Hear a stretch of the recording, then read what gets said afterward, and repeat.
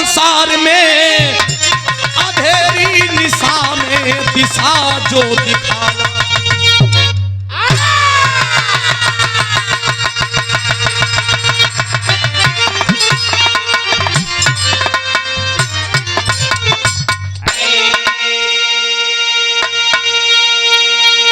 हाँ यार, हम तनकी रोमांटिक का होकर रावण के सामने नजर और गर्दन झुका करके रहते थे। इतना बड़ा सम्राट, इतना विकराल रूप हो जाता था कि बड़े बड़े वीर कहते थे अरे यार रावण के सामने जाओगे मारे जाओगे। लेकिन इतिहास क्या बताता है कि रावण जैसा वीर भी मारा गया। और जब रावण मारा गया तो पूरा महल सुनसान, बैठ करके मंदोदरी वही महल में अब बार बिखरे। हेलो भैया थी कि बारे रावण तुम तो कहते थे कि मेरा कोई रोमा टेढ़ करने वाला नहीं है, आंख में आंसू है। तब तक 10-12 बरिस का लड़का पहुंचल। माँ रो रही है क्या? माँ रो रही है क्या? आंख का आंसू पोंछ के कलश के हो भैया? कलश अरे हम तोरे खून हैं। उठ के बैठ गई मंदोदरी। क्या कहते हो मेरा खून? अरे मेरा खून तो रामायण में लंका में सब मारे गए। अरे मारे गए करे हम अपने दादा से मिले आए। मतलब दादा कल मेघनाथ का बेटा है, हमार नाव अमरजीत हो। हमार दादा रावण हवन, हम मेघनाथ का बेटा है। करे हमार दादा कहाँ दादी? तुहार दादा मारल गइलन। मारल गइलन। हमार बाबू कहना बाबू मारल गइलन। क्यों ना कमाई बाघिन भी आई कि हमार बाप दादा मरा गइलन। माई कहना सुन बेटा, मराए का कारण कथवे एक बात कहे का मास्टर, बिरहा में कोवाली का टुकड़ा हो।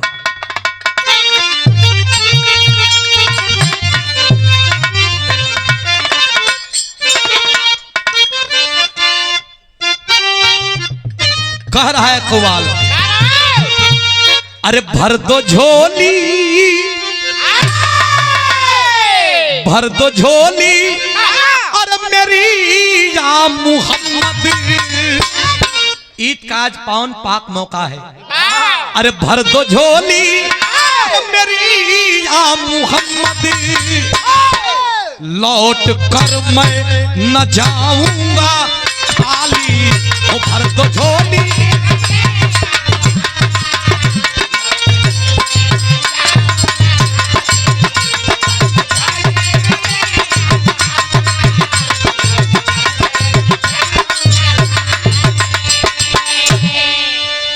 मंदोदरी के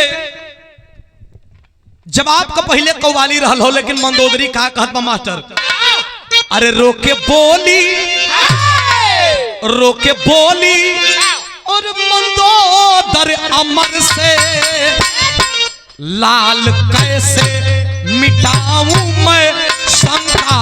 और रोके बोली मंदोदर,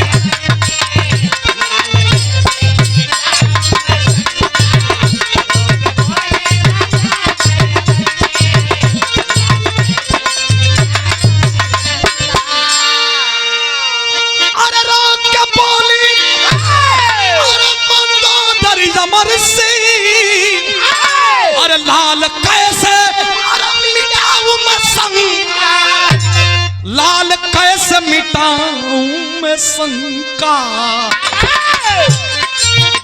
हो मांग में मेरी, हो मांग में मेरी राख भरी है, हो मांग में मेरी राख भरी है। देख ले राख है सारी लंका,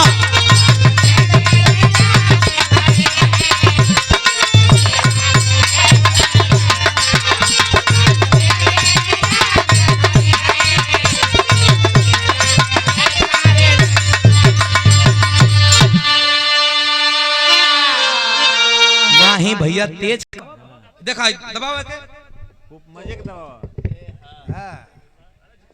हाँ भैया हम जोश हो गई। अब बाबूजी कह दिया कि नहीं आओ बेटवा, तो जोश हो गई। तब तनी जोश तो सुन बेटा क्या कहती है।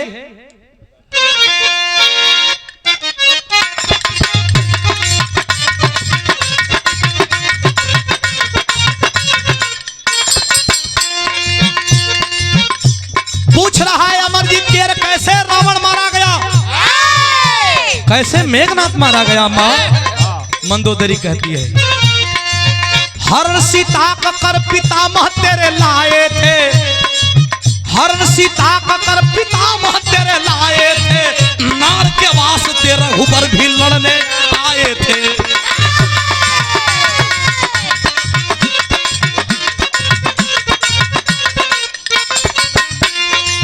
मिले श्री राम से भी भीषण मिताई करके, मिले श्री राम से भी भीषण मिताई करके, कराया कुल का नाश द्रोही बुराई करके।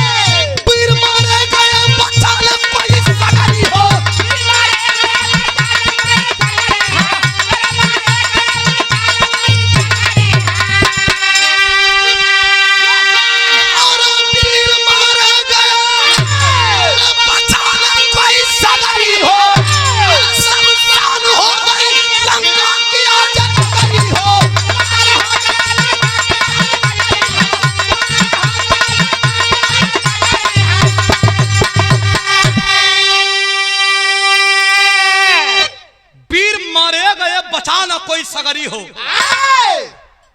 शमशान हो गई लंका की आज एक विभीषण के चलते लंका शमशान हो गई। अरे माँ तब तो मेरा दुश्मन राम लक्ष्मण नहीं है, तब तो मेरा दुश्मन सबसे पहले विभीषण हुआ ना माँ। हाँ विभीषण कलश, विभीषण कहाँ है माँ? कलश तेरे दादा के जाने के बाद राजगद्दी पे बैठा है। माँ एक बात बोलूं, ये लंका को देख करके मेरे मन में एक भाव जगा है। क्या जगा है बेटा? विभीषण को मारने के लिए वो 12 बरस का लड़का अमरजीत अपने दादी माँ से एक बात कहता है, बिरहा हमारे जन्म को पुरान तरज है मास्टर, हमारे जन्म को पहले से।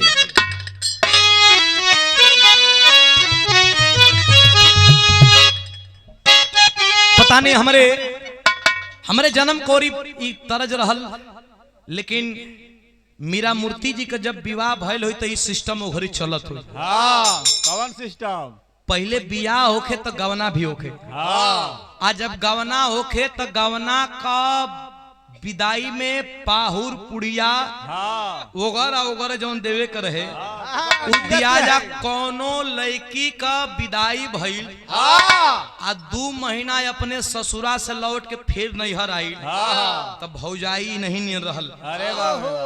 तब पूछे लगल कि करे नंदी कैसन कुल परिवार? कल परिवार एक नंबर, कल देवर एक नंबर, सास ससुर कल एक नंबर, कल हमन जौन सामान देले बनिए तो कल एक नंबर, कल से आऊ जौन तो निरहुआ, कस निरहुआ का बात मत कर। बांगुड़ बेलन में हो गल बा, चौकी बेलन में हो भैया। कल कुल चीज ठीक बा, एक चीज गलती बा। कहत का बा मास्टर? कहे कि अरे कुंडा मिलल दौरावा मिलल, कुंडा मिलल दौरावा मिलल, अरे बहुरावा मिलल ये भौजी, अरे रतिया से जरिया पनिदियो नया मिलल है भौजी।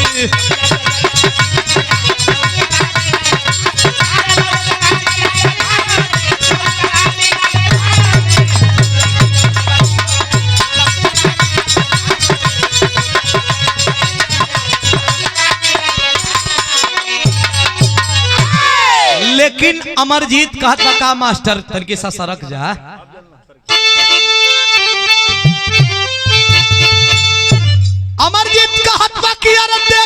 हालतिया फाटल छतिया और देखी हालतिया फाटल छतिया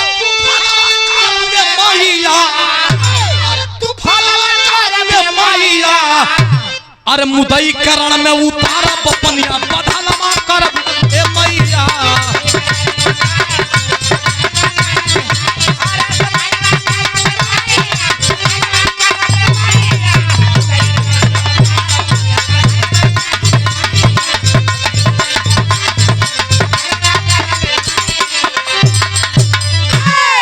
श्री कन्हैया लाल बाबूजी मारब विभीषण के मारब बीच में कोई बोले मत बीच में कोई बोले मत मुदई करण में उतारा पनिया बधनमा करबे मैया मारब विभीषण के अब मेघनाथ मारा गया मां ये समझ ले कि तेरा नाती नहीं तेरा बेटा बन करके और मैं कुल का इज्जत बचाऊंगा का कहे मास्टर अरे कि बन के मेघनाथ माई अरे गोदी द्वार भरा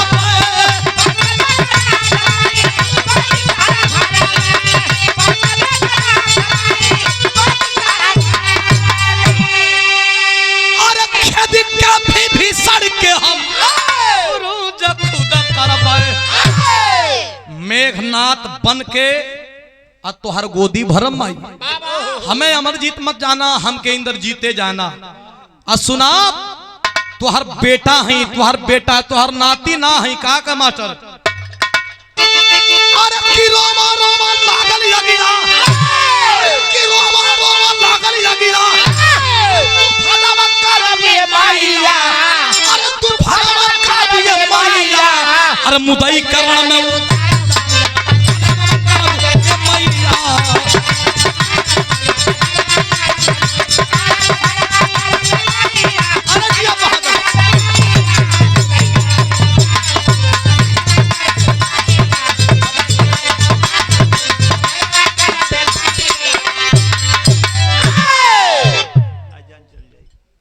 श्री कमला प्रसाद यादव जी तैयारी कर दिया आ तैयारी करके जाके विभीषण का सामने खड़ा हो गई आज जब विभीषण का सामने खड़ा हो गई विभीषण का नहीं बचवा तोर परिचय हमार परिचय मत जाना है गद्दी पर बैठल बड़ा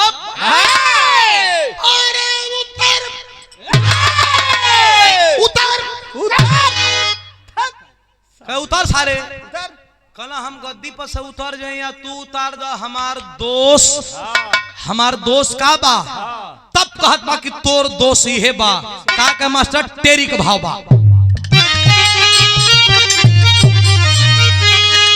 अरे मोरे राम पीरन से खाली फैले देसवा हाँ पीरन से खाली फैले देसवा बाजी बाजी खत्म कराया खानदान तीरन से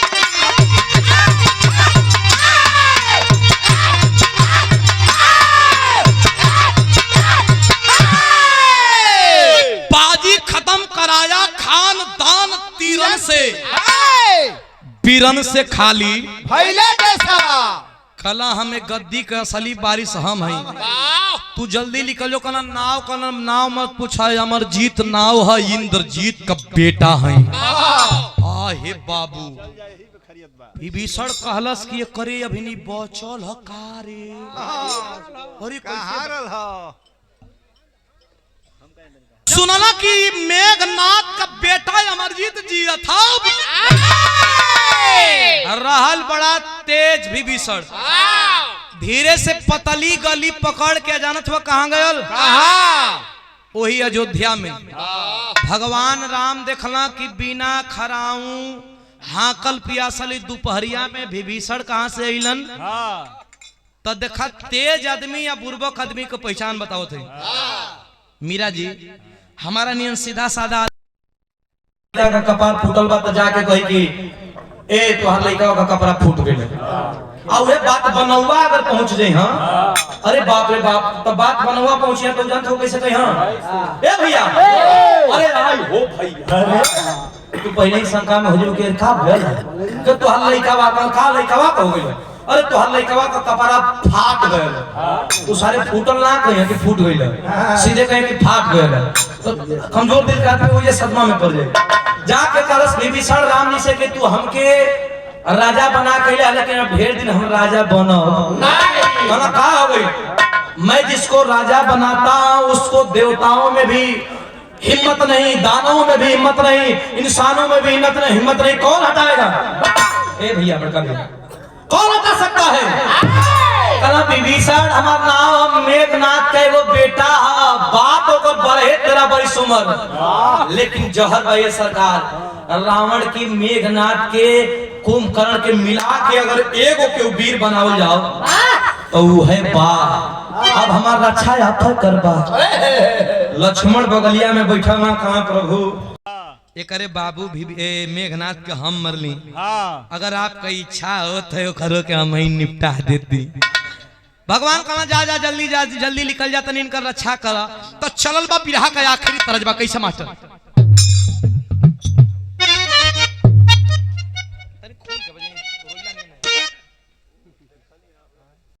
में सूर्य देन होला बिरहा सब गावत रहा, लेकिन जो बुल्लू गुरुजी गइलन केहू ना गइलस। हमरे उस्ताद जौन गइलन अभी गावेलन बड़ा कम आदमी गावेलन, लेकिन हाई तरज कैसा ना मास्टर।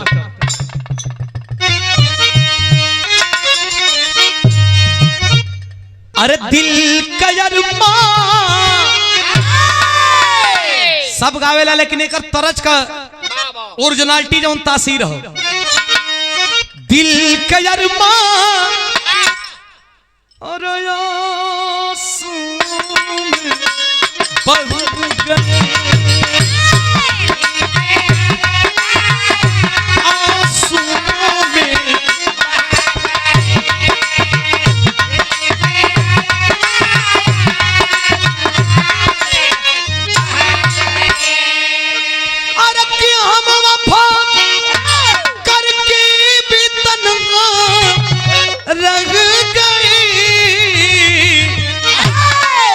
लेकिन एक तरफ से जब चलल हम लक्ष्मण जी और एक तरफ से वही छोटका बेटवा मेघनाथ का अमरजीत चलल हो।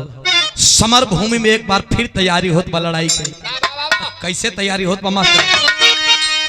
अरे ठोक के ताली, अरे ठोक ताली और अब फिर समर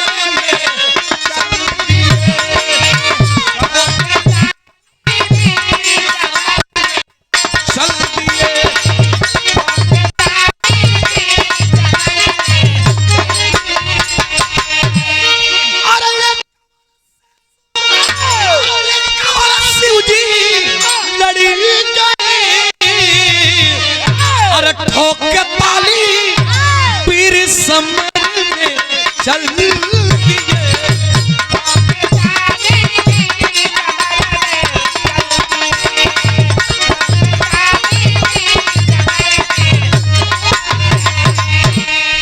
एक और भगवान शंकर का नाम लेकर के 12 बरस का बेटा अमरजीत, और एक तरफ शेषनाग के अवतार कहे जाने वाले जब मेघनाथ का संहार करने वाले लक्ष्मण जब सामने आते हैं तो लड़ाई का दिशा और लड़ाई का दशा किस तरफ जाता है?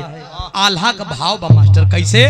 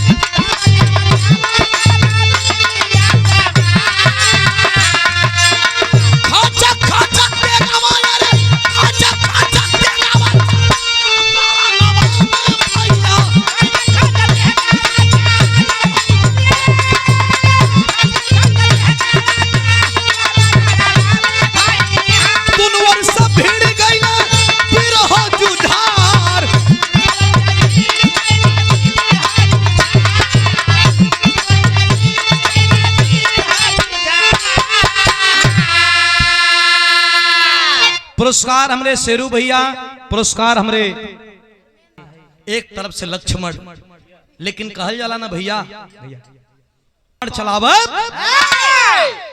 तो लक्ष्मण मूर्छित हो जा। अरे बाप रे बाप, विभीषण से पूछला लक्ष्मण की कहो भैया हम मार जाए का।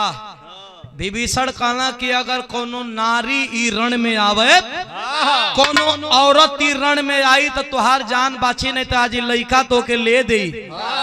तुरंत पत्र पिठावल गई अयोध्या में, माता सीता अली और लक्ष्मण का सामने हाथ खड़ा करके खड़ा हो गई। देखलस 12-13 बरिस का लड़का अमरजीत कि लक्ष्मण रणभूमि में लड़त तहवन, लेकिन एगो लड़की मेहरारू का सहारा लेके। अब हमारी दिन नहीं ख्याल कि हम मेहरारू का सामने बाण चलाई। अब लड़े को हुई तो मर्दे से लड़ब, अब इतना दिन पातर हो गई बा कि मेहरारू से लड़ब। आप पर तिरिया धनुषिया वही समर भूमि में रख दलन। आज वही वो 13 बरिस का लड़का अपने समर भूमि में तीर धनुष रखलस। लक्ष्मण के माई सीता कली की इहे बढ़िया मौका बा, प्रहार कर। काहे कि अगर तीर धनुष उठा ले तो फिर तो से मराई हो रही नहीं। निहत्थे अमरजीत के सामने उ लक्ष्मण कैलन का मास्टर खड़ी का भाव बा। थे अमरजीत पे जब बाण चलल तो कैसे चलल मास्टर?